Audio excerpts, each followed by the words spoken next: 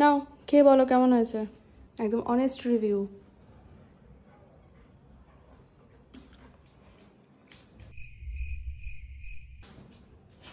দারুণ হয়েছে, হায়দ্রাবাদি বিরিয়ানি হয়েছে।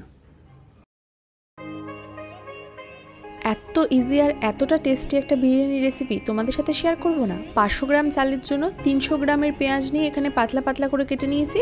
এটা বেরেস্তা হবে। আমি 500 গ্রাম চালের কোয়ান্টিটি দেখাচ্ছি, তোমরা 1 কেজি করলে এগুলোকে ডাবল করে নেবে।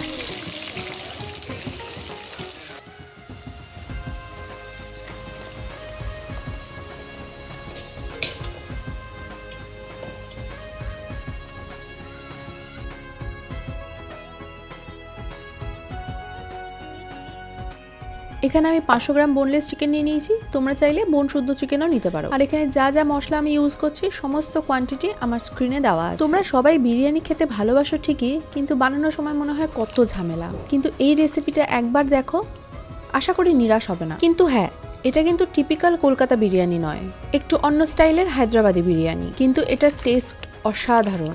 এখানে একটা ছোট্ট টিপ দিচ্ছি, যেই তেলে বিরিয়ানির মাংসটা কষাবে সেই তেলে অল্প করে ডালডা ইউজ করো, টেস্টটাই চেঞ্জ হয়ে যায় একদম।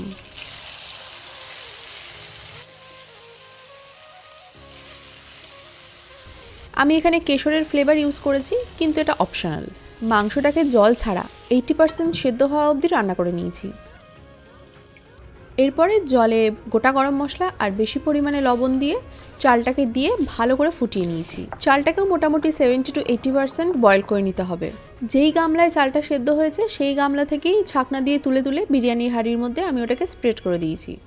এরপরে বিরিয়ানি সাজানোর পালা। প্রথমে দুধের মিক্সচারটা দিয়ে দিয়েছি, তারপরে দিয়েছি একটু বিরিয়ানি মশলা, তারপর বেঁচে যাওয়া যে বেরেস্তাটা সেটা ছড়িয়ে দিয়েছি, আর লাস্টে একটু ধনেপাতা একটু পুদিনা পাতা ছড়িয়ে দিয়েছি। তোমরা যদি চাও এখন একটু ঘি অ্যাড করতে পারো। তারপরে ঘড়ি ধরে 5 মিনিট হাই ফ্লেমে আর 10 মিনিট লো ফ্লেমে গ্যাসের উপর রাখতে হবে। তারপরে আরও 10 মিনিট রেস্টিং টাইম দিতে হবে। এবার দেখো রেডি আমাদের টেস্টি টেস্টি হায়দ্রাবাদি বিরিয়ানি। কি দেখেই জিভে জল চলে এলো না?